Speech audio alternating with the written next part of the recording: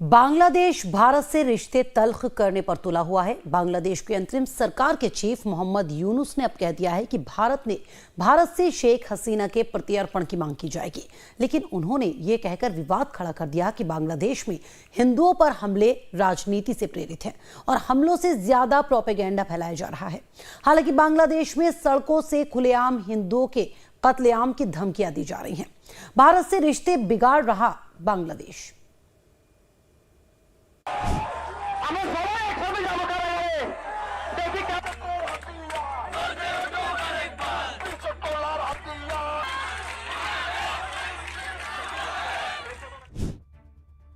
बांग्लादेश की अंतरिम सरकार भारत से रिश्ते तल्ख कर रही है। बांग्लादेश में हिंदुओं पर हो रहे हमलों को देश की अंतरिम सरकार कोई मुद्दा ही नहीं मान रही।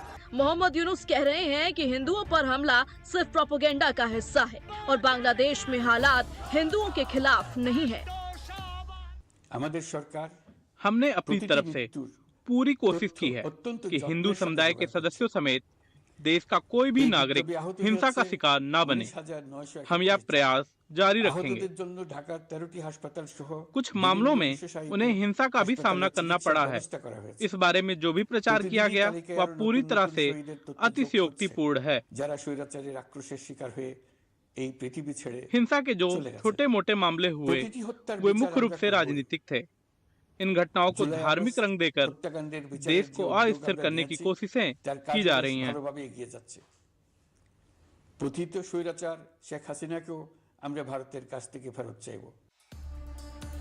मोहम्मद यूनुस भले ही बांग्लादेश में हिंदुओं को सुरक्षित बता रहे हों, लेकिन बांग्लादेश में हिंदुओं की हत्या की खुलेआम धमकियां दी जा रही है।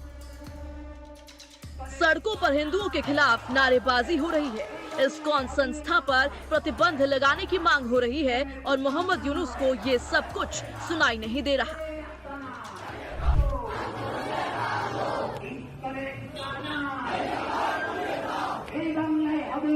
चटगांव में इस्कॉन पर प्रतिबंध लगाया जाए।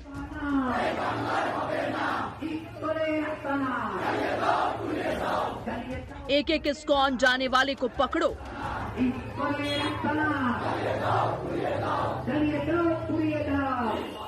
इस्कॉन जाने वालों का कत्ल कर दो।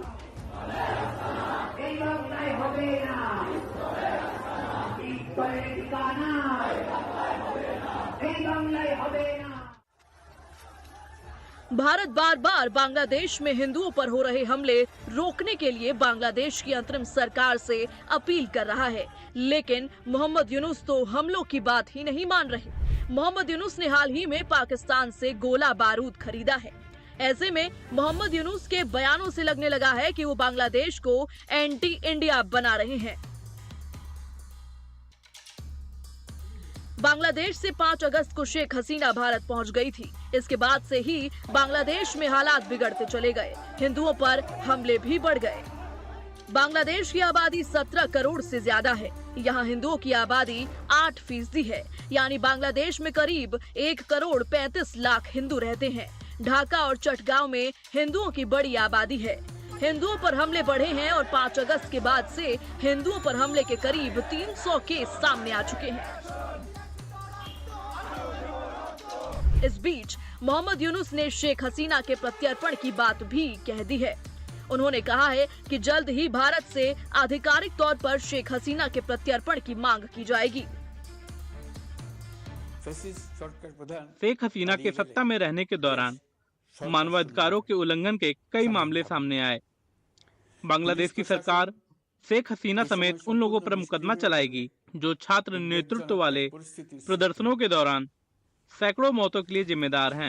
हम भारत से तानाशाह शेख हसीना को बांग्लादेश भेजने की मांग करेंगे। भारत ने शेख हसीना को शरण जरूर दे रखी है, लेकिन बांग्लादेश की सरकार से संबंध अब भी अच्छे ही रखे हैं। हाल ही में नेपाल, भारत और बांग्लादेश के बीच बिजली का समझौता भी हुआ है। भारत अपनी तरफ से संबंध अच्छे रखने की कोशिश कर रहा है, लेकिन बांग्लादेश की सोच अलग नजर आ रही है। बांग्लादेश के कार्यवाहक प्रधानमंत्री मोहम्मद यूनुस ने बार बार ये कहा है कि वह भारत से शेख हसीना को वापस बांग्लादेश ले जाने की जो कार्रवाई है, प्रत्यार्पण की कार्रवाई, उसको शुरू करने वाले हैं। ऐसा अगर बांग्लादेश बार बार कहता रहेगा तो हो सकता है इससे भारत और बांग्लादेश के जो आपसी रिश्ते हैं उनमें थोड़ी सी खटास आ जाए। भारत फिलहाल शेख हसीना को किसी भी हालत में बांग्लादेश वापस नहीं भेजना चाहता, क्योंकि भारत सरकार, हमारे विदेश मंत्रालय का ये आंकलन है कि अगर शेख हसीना को वापस बांग्लादेश भेजा गया तो वहाँ मोहम्मद यूनुस की जो सरकार है, जो कि बीएनपी और दूसरे अराजक धार्मिक कट्टरपंथी तत्वों के हाथ में है, वह शेख हसीना को एक बराबर का मौका नहीं देंगी कि वो अपने को डिफेंड कर सकें। वरन शेख हसीना पर काफ़ी सारे ऊल अजूल दोषारोपण करके उनको कई सालों के लिए जेल में डाल दिया जाएगा, या हो सकता है उनको सजाए मौत भी दे दी जाए। तो भारत सरकार फिलहाल किसी भी हालत में शेख हसीना को वापस बांग्लादेश वापस नहीं भेजेगी। बांग्लादेश में प्रदर्शनों का दौर अब तक नहीं थमा है। देश के राष्ट्रपति मोहम्मद शाहबुद्दीन को भी पद से हटाने के लिए प्रदर्शन हो रहे हैं। अंतरिम सरकार चीन और पाकिस्तान की तरफ झुक रही है, जो भारत से रिश्ते खराब करने की सीधी कोशिश के तौर पर देखा जा सकता है। Bureau report, live times.